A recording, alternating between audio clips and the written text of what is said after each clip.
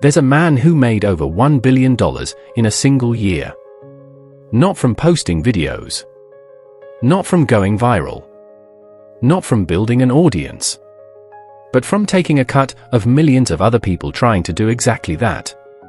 You've probably never heard his name. He doesn't do interviews. He doesn't show up on podcasts. He doesn't even try to be famous. And yet, while creators were grinding for attention, he was quietly collecting the money. This isn't just a story about a platform. It's a story about who really controls the internet and what creator freedom actually means. Part 1: The dream they sold you. When OnlyFans launched in 2016, it sounded like a revolution. No algorithms deciding your reach. No brand deals required. No begging for views. Just you and your audience. Creators could lock their content behind a paywall. Fans could subscribe.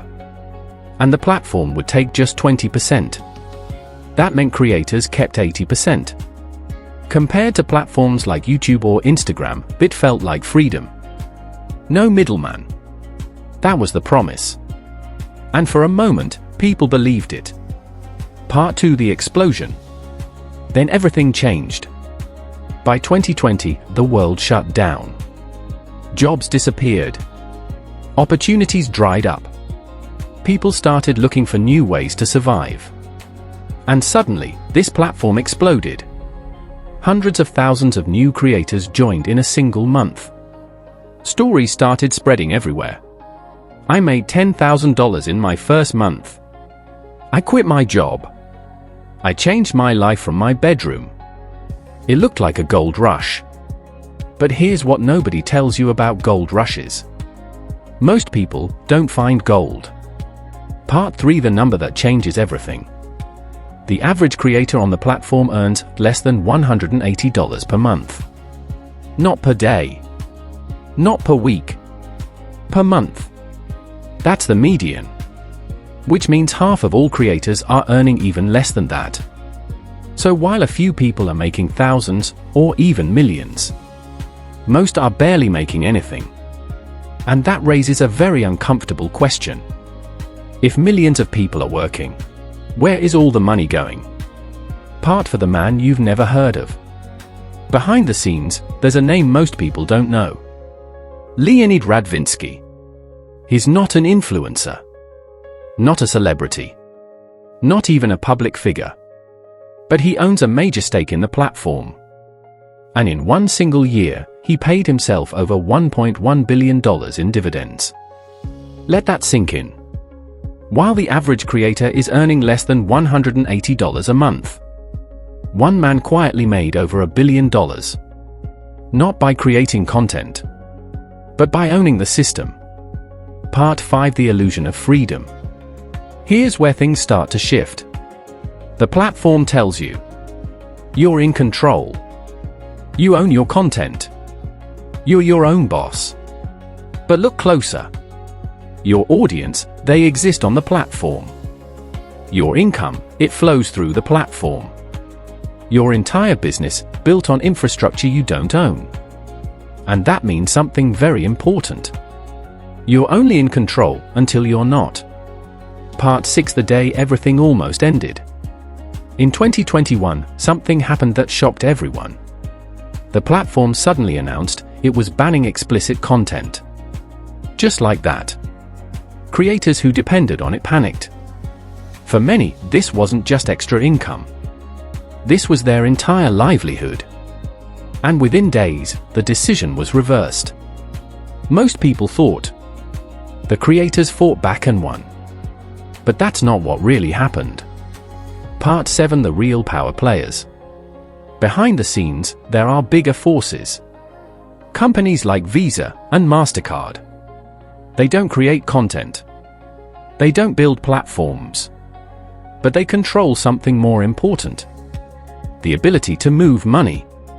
Without them, transactions stop. Subscriptions stop. The entire system stops. So when they get uncomfortable, everything changes.